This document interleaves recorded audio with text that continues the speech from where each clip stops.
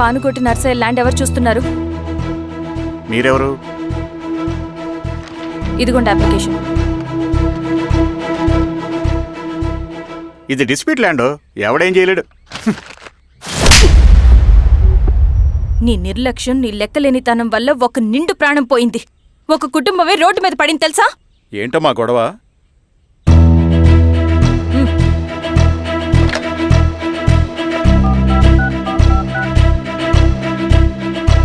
Hello sir.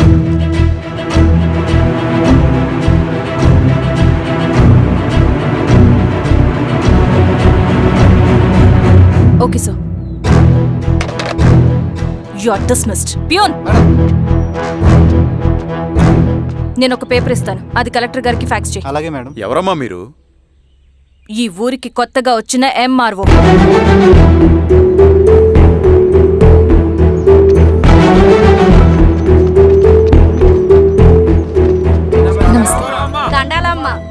మీ పరిస్థితులు నాకు తెలుసు.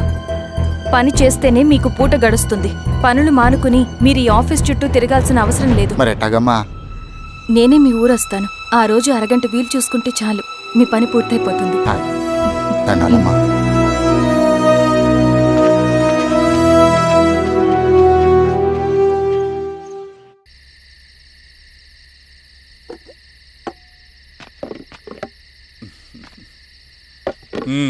ఎంఆర్ఓ గారు, ఏంటి ఛార్జ్ తీసుకున్న మొదటి రోజే ఆఫీస్లో మీ పవర్ చూపించారట? అన్నయ్య, నువ్వు సస్పెండ్ చేసిన వ్యక్తి నా దగ్గరికి వచ్చాడమ్మా. పాపం కన్నీళ్లు పెట్టుకున్నాడు. అతడి వల్ల నష్టపోయిన ఒక వ్యక్తి నా కళ్ళ ముందు చనిపోయాడన్నయ్య. కన్నీళ్లు ఎన్నిసార్లు తుడుచుకున్నా పోతాయి, కానీ వీళ్ల నిర్లక్ష్యంతో పేదవాళ్ల ప్రాణాలే పోతున్నాయి. అన్నయ్య, మా నూరి సమస్య పేదరికం కాదు, నక్సలిజం. నాలాంటి ప్రభుత్వ ఉద్యోగులు వాళ్ళ డ్యూటీలు సక్రమంగా చేయకపోవడం వల్ల విసిగిపోయిన జనం అడవిలో వాళ్ల హెల్ప్ తీసుకుంటున్నారు. ఒక వ్యవస్థ ఇక్కడ సరిగ్గా పనిచేయనందుకే మరో వ్యవస్థ అక్కడ పుట్టింది. అందుకే నా పన్నం చేయనివ్వండి. స్నానం చేసి రండి, భోజనం చేద్దాం.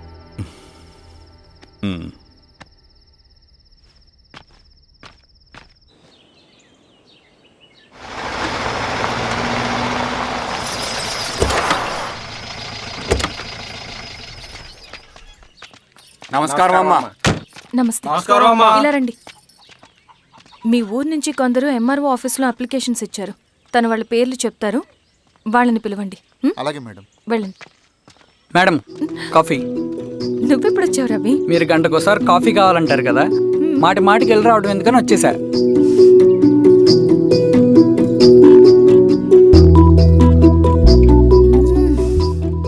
రవి, ఈ కాఫీ కోసమైనా నిన్ను పెళ్లి చేసుకోవచ్చు. అదేంటి అలా అనేసారు?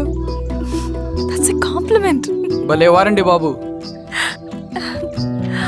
దండాలమ్మా. నమస్తే. ఇలా ఇవ్వండి.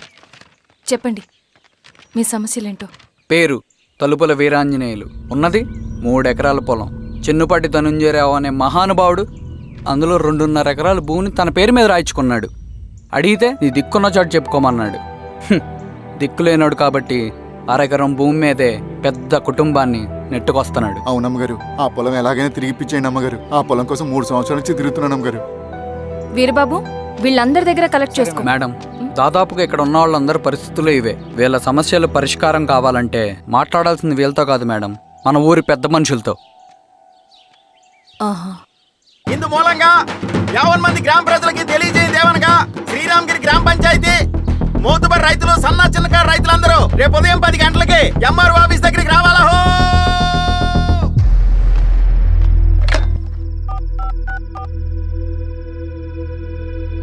హలో, ఎవరు? నమస్తే బాబాయ్, నేను ఈశ్వర్ రెడ్డి. ఎలా ఉన్నావు? బాగున్నా. చెప్పు బాబాయ్, శిరీష్ ఎంఆర్ ఆఫీస్లో భూ సమస్యల గురించి రేపు మీటింగ్ ఏర్పాటు చేసింది. ఈ విషయం మన వాళ్ళంతా ఎలా తీసుకుంటారో అర్థం కావట్లేదు. అందుకని మీకు ఫోన్ చేశాను. శిరీష్ చెప్పింది చేయండి, అదే మనకి కలిసి వస్తుంది. సరే బాబాయ్, ఉంటాను.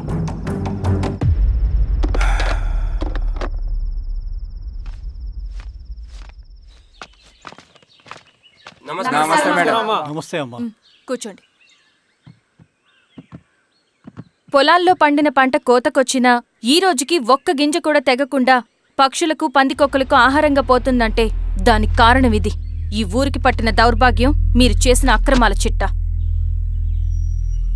కడుపు మంటతో ఉన్నవాళ్లు మీరు చెప్పిన కూలీకొచ్చి ఎందుకు పనిచేస్తారు? దౌర్జన్యాలు చేసి దిక్కున్న చోట చెప్పుకోమన్నారు. ఇప్పుడు అడవే వాళ్ళకి దిక్కైంది. అది ఎవరి తప్పు? మొత్తం 100 ఎకరాల పైచిలుకు భూమి వాళ్ల దగ్గర దౌర్జన్యంగా లాక్కుని ఇన్ని సంవత్సరాలుగా మీరు అనుభవిస్తూ ఉన్నది. మీ అంతట మీరుగా తిరిగిచ్చేస్తారా లేదా చట్టం ఎలా పనిచేస్తుందో మీకు చేసి చూపించమంటారా? అలా చేయండి మేడం. నువ్వు ఆగవే నరసింహులు.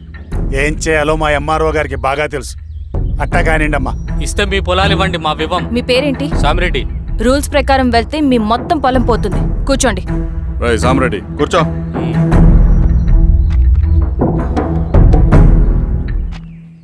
ఏమ్మా సంతోషమేగా? మరీ నువ్వు అనుకున్నంత చెడ్డవాళ్ళేం కదమ్మా మనోళ్ళు.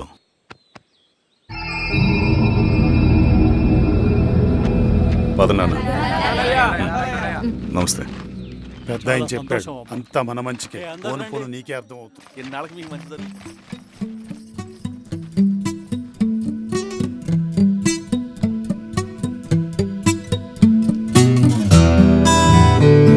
కమిటీ నుంచి కొత్త ఆర్డినెన్స్ వచ్చాయి. దాంట్లో ముఖ్యమైనవి జరగబోయే మైనింగ్ ఆపాలి. రెండోది జెడ్పీటీసీ ఎలక్షన్స్ని బైకాట్ చేయాలి. దీనికి జనాల్ని సిద్ధంగా ఉంచాలి. లాల్ సలాం కామ్రేడ్. లాల్ సలాం. ఏంట్రవి, శ్రీరామ్గిరిలో భూస్వాములందరూ దేవుళ్ళైపోయారంట, పేద ప్రజలకంతా వరాలిస్తున్నారంట. ఏంటి సంగతి? అవునన్నా, నేను కూడా ఆశ్చర్యపోయాను. ఒక గవర్నమెంట్ ఆఫీసర్ తలుచుకుంటే ఒక ఊరు క్షణాల్లో ఎలా మారిపోద్దో నా కల్లారా చూశానన్నా. అది కాదన్నా, అంటే నా ఉద్దేశం వాళ్ళు ఏం చేసినా దానికి ఒక స్ట్రాటజీ ఉంటుంది. శిరీష వాళ్ళ వర్గానికి చెందిన అమ్మాయి. ఆ అమ్మాయికి ఎంత పాపులారిటీ వస్తే వాళ్ళకంత మంచిది. ఎందుకంటే వాళ్ళ అన్నయ్య ఈశ్వర్ రెడ్డి రాబోయే జెడ్పీటీసీ ఎలక్షన్స్లో చైర్మన్గా పోటీ చేయబోతున్నాడు. ఈ అభిమానం మొత్తం వాళ్ళు ఓట్ బ్యాంక్గా మార్చుకోపోతున్నారు. అంటే అన్నా, శిరీష అయినా ఎవరైనా ఒకే తాను ముక్కలే. అధికారమే వాళ్ళ అవసరం తీరుస్తుంది. వీళ్ళందరూ అధికారం కోసం ప్రయత్నం చేసేది వాళ్ళ ఉనికిని కాపాడుకోవటం కోసమే. రేపే నామినేషన్ వేస్తున్నారు.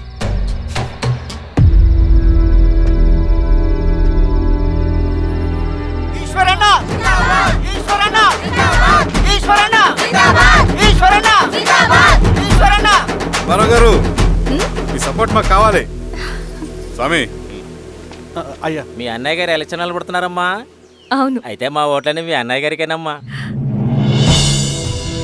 వాళ్ళు ఏం చేసినా దానికి ఒక స్ట్రాటజీ ఉంటుంది. అమ్మాయి గారు, సంజీవ్ రెడ్డి గారు వస్తున్నారంట. మధ్యాహ్నం భోజనానికి అన్నయ్య గారు ఇంటికి వచ్చి ఉన్నారమ్మా. అవునా? సరే సరే అమ్మ. రవి, నువ్వు కూడా నాతో వచ్చి. అది రవి, ఇక్కడ నాకు ఫ్రెండ్స్ అంటూ ఎవరూ లేరు. నాకు తెలిసిన వాడివి నువ్వు ఒక్కడివే. I'm feeling alone. అందుకే. అర్థమైందా? సరే.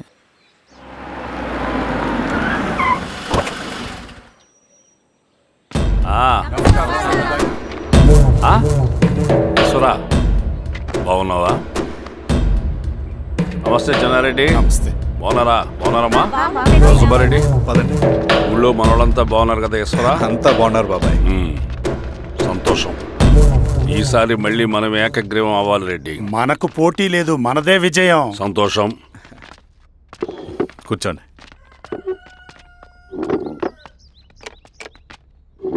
మీరందరూ లోపలికి వెళ్ళి భోంచేయండి. అలాగే అన్న. ఆ రైతు కూలి సమస్యలు ఎంతవరకు వచ్చినాయి? మాట్లాడుతున్నాం బాబాయ్, దాని గురించి మీరేం వరి అవ్వట్లేదు. బాబాయ్, ఆ, నమస్కారం. రండి రండి.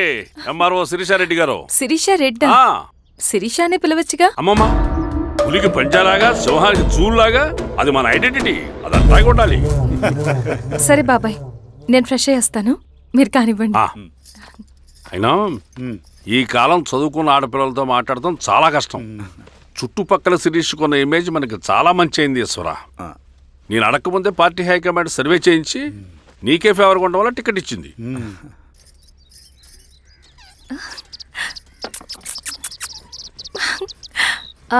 అనేవాళ్ళు ఎక్కడ? బయటికి వెళ్ళారమ్మా. ఓ, బయటికి వెళ్ళారా? రవిని పిలు. అలాగే. మేడం. రవి రా రా రా, కూర్చో. పర్లేదు మేడం. మేడం ఏంటి శిరీషానే పిలవచ్చుగా. అది కాదండి, ఎవరైనా కూర్చో చూస్తే. కూర్చోవయ్యా. ఇది ఆఫీస్ కాదు రవి, మా ఇల్లు. వడ్డించు. సరే అమ్మా.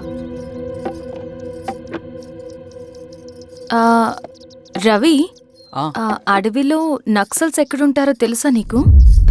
ఏంటి శిరీష? అడవిలో నక్సల్స్ ఎక్కడుంటారో తెలుసా నీకు? ఎందుకు శిరీష గారు? తెలుసా తెలీదా? నాకెలా తెలుస్తుందండి? చూచాయిగా ఆయన తెలీదా? సరే, ఎక్కడుంటారో నాకు ఐడియా ఉంది. సాయంత్రం ఇద్దరం కలిసి వెళ్దాం. అది కాదండి. నువ్వు వస్తున్నావు అంతే. తిను. ఇది ఎక్కడ కూడా రా బాబు, సడన్ గా నక్సల్స్ అంటుంది, అడువంటుంది. కొంప తీసి నా మీద ఏమైనా అనుమానం వచ్చిందా ఏంటి? రవి, ఇక్కడే ఆపొకసారి. ఎందుకు ఇప్పుడు ఈ టైంలో అడ్వెంచర్లు? ఇప్పుడు జరగరాంది ఏమైనా జరిగితే రేపు మీ అన్నయ్యకి తెలిస్తే బాగోదు. రవి, చుట్టూ చూడు, పైన వెన్నెల, పక్కనే అడవి. అబ్బో, ఎంత బ్యూటిఫుల్ గా ఉందో. అవునా? అవునా ఏంటి? అసలు ఎప్పుడు చూసినా ఎందుకలా డల్ గా ఉంటున్నావు? కాలేజీలో ఇలా ఉండేవాడివి కాదు కదా, ఏమైంది? అది ఒక్క నిమిషం. హలో మేడం, పేషెంట్కి అర్జెంటుగా ఏ పాజిటివ్ బ్లడ్ కావాలి మేడం. ఆ, రవి, ఆ? అర్జెంటుగా హాస్పిటల్కి పోని. ఏమైంది? పోనీ. రండి మేడం, ప్లీజ్ రండి. పోలీసులకి నక్సల్స్ కి కాల్పులు జరిగాయి. ఆ కాల్పుల్లో గూడెం కుర్రాడు ప్రాణాపాయ స్థితిలో ఉన్నాడు. తన బ్లడ్ మీ బ్లడ్ సేమ్. ఆ బ్లడ్ గ్రూప్ మా హాస్పిటల్లో లేదు. అందుకే మీకు కాల్ చేశాను. ఓ అవునా? అవును మేడం. పదండి డాక్టర్. Thank you madam.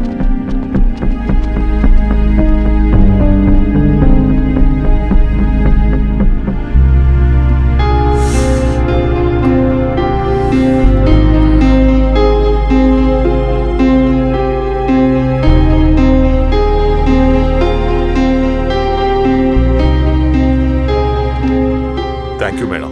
పర్లేదు డాక్టర్, ఇప్పుడు అతనికి ఎలా ఉంది? తను స్పృహలో లేడు మేడం.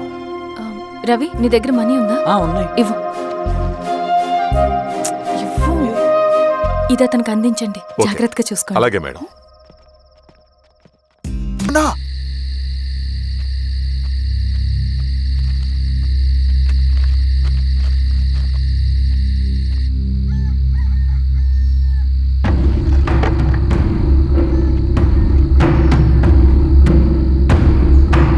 బాబాయ్, బాబాయ్, ఏంటి ఈ టైంలో వచ్చావు?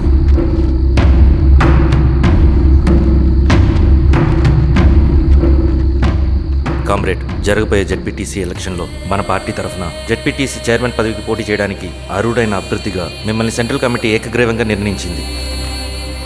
ఒక మామూలు రైతు కూలిని నాయకుడిని చేయగలిగిన దళం ఒక్కటే.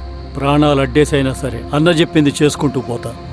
లాల్ సలాం కామ్రేడ్. లాల్ సలాం. బాబాయ్, మీతో ఉన్న మన కూలీలకు, నీ వెనుకున్న సింగన్నకు ఈ గెలుపు ముఖ్యం. ఈ గెలుపు మన హక్కు కామ్రేడ్. వీళ్ళ మద్దతు మనకే ఉందన్నా. ఇది సరే, ఆ వర్గం వాళ్ళ ఓట్లు కూడా మనకు బాబాయ్. పడాలి. అలాగే అన్నా. నమస్తే. నమస్తే అమ్మా. ఆహా, మీ ఇద్దరిని చూస్తుంటే కడుపు నిండిపోతుందమ్మా. ఒక ఎంఆర్ఓ, ఒక జెడ్పీటీసీ చైర్మన్. ఆ, అదేంటి బాబాయ్, ఇంకా ఎలక్షన్స్ జరగలేదు? పోటీ అని ఉంటేనే కదమ్మా ఎలక్షన్స్ జరిగేవి. అన్నయ్యది ఏకగ్రీవం. బాబాయ్, గారి నాయకత్వం, గారి నాయకత్వం. ఓ అయితే పోటీ ఉందన్నమాట. స్వామి, కార్తీ, ఆఫీస్కి వెళ్దాం. అలాగే రండి.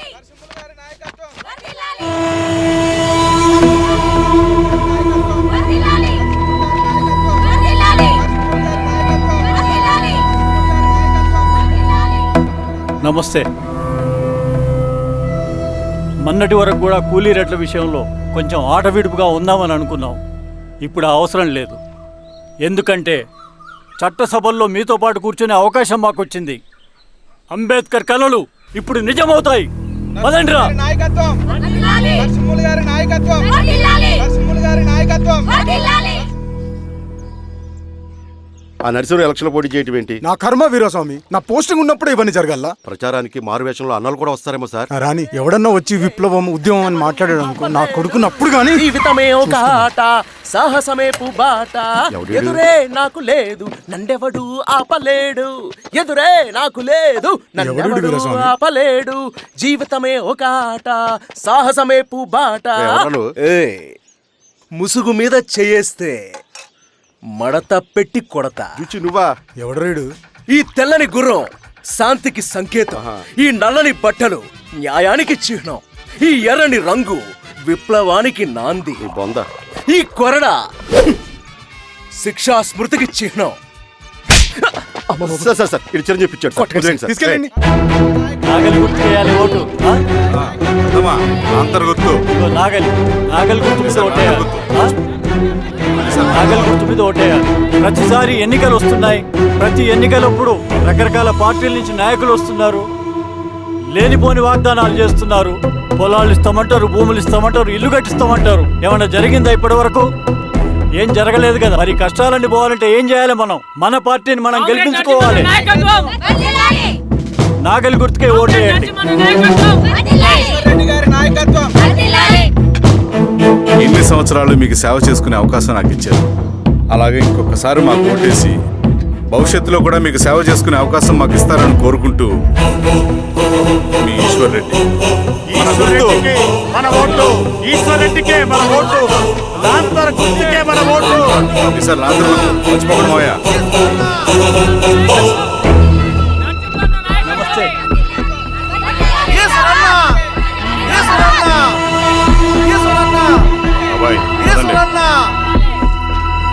అమ్మా గుర్తుంది కదా, లాంతర్ గుర్తు. అలాగే కూలీ రేట్లు పెంచమంటే పెంచడం, ఎలక్షన్ లో డబ్బులు మాత్రం మంచుతారు. ఏ మనుషులో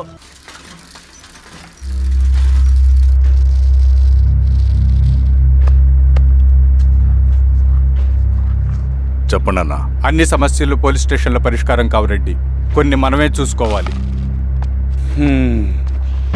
పంట ఎదగాలి అంటే పొలంలో నీళ్లు పారించాలని పెద్దోళ్ళు అంటారు. అదే పంట చేతికి రావాలంటే రక్తం పారించాలని అడవిలో వాళ్ళంటే అట్టే. కానీ ఇందులో మన తప్పేం లేదు, అందుకు మనమేం చేయలేం. ఊర్లో అన్నిటికీ పెద్ద అడవి, ఏది జరిగినా నీ చేతుల మీదగానే జరగాలి. అర్థమైంది కదా? పదరా.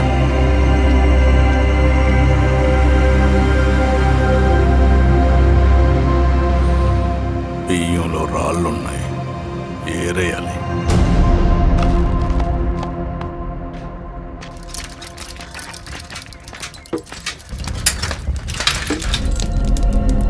నమస్తే అన్న. నమస్తే. నమస్తే. ఓ లీటర్ పాలు పోయి. సుబ్బన్ అంత బాగున్నారా?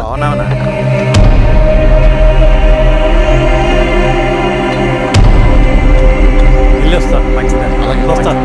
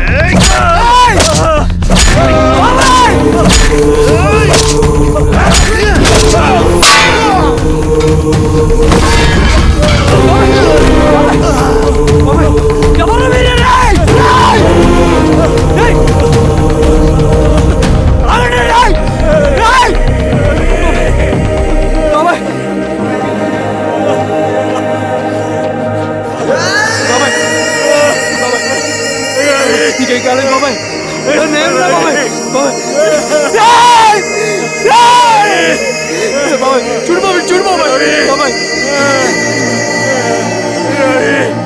బాబాయ్ నీకేం కాదు బాబాయ్ కళ్ళు బాబాయ్ బాబాయ్ బాబాయ్ బాబాయ్ బాబాయ్ బాబాయ్ ఇదొంచు. ఏం దెబ్బ కొట్టావు బారెడ్డి? ఒక దెబ్బకు 2 పిట్టలు. ఎలక్షన్స్ ఏకగ్రీవం. ఇంకొకటి రేపటి నుంచి ఆ కూలీ నా కొడుకులు మనం ఎంత ఇస్తే అంతగా వచ్చి పనిచేస్తారట. సర్లేండి బాబాయ్, వదిలేయండి. ముందు ఆ ఖర్చుల సంగతి చూడండి. నమస్తే సార్. నమస్తే గిరిధర్ గారు. మీరు ఇలా చేస్తారని కల్లో కూడా ఊహించుకోలేదు ఈశ్వర్రెడ్డి గారు. 2 పసిబిడ్డలు ఉన్నారు ఆ ఇంట్లో. వాళ్ళ గురించి ఏమైనా ఆలోచించారా? రేపు వాళ్ళు మళ్ళీ అడవిలోకి వెళ్ళి గన్నులు బాంబులు తీసుకొచ్చి మీ ఊరి మీదనే పడతారు. అప్పుడు వాళ్ళకు మీరు, మీకు వాళ్ళు.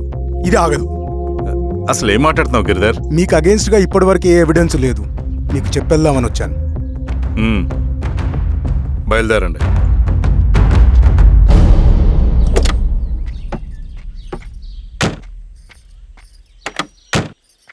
రవి,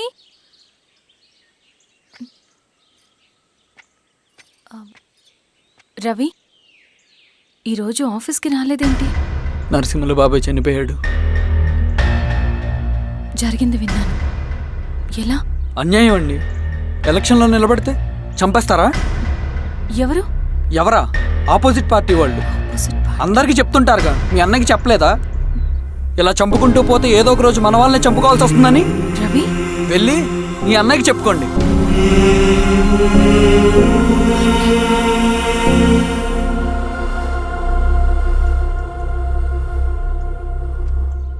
అన్నయ్య, నీతో మాట్లాడాలి. ఏంటమ్మా? ఎందుకు ఇలా చేసావన్నయ్య? ఊరంతా సరే, నువ్వు కూడా నన్ను తప్పడుతున్నావమ్మా. ఇందులో తప్పు పట్టడానికి ఏముందన్నయ్య? నిన్న నా కళ్ళతోనే చూశాను.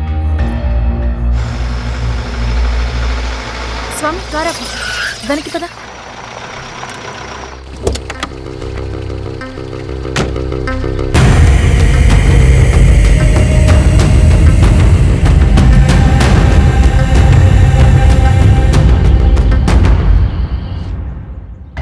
జీవితంలో కొన్ని సందర్భాలుంటాయి. మనం నిజం చెప్పిన అబద్ధం అయిపోయే సందర్భాలు. ఆ వచ్చిన వాళ్ళు ఎవరు ఏంటి అన్నది నీకిప్పుడు చెప్పిన అర్థం కాదు.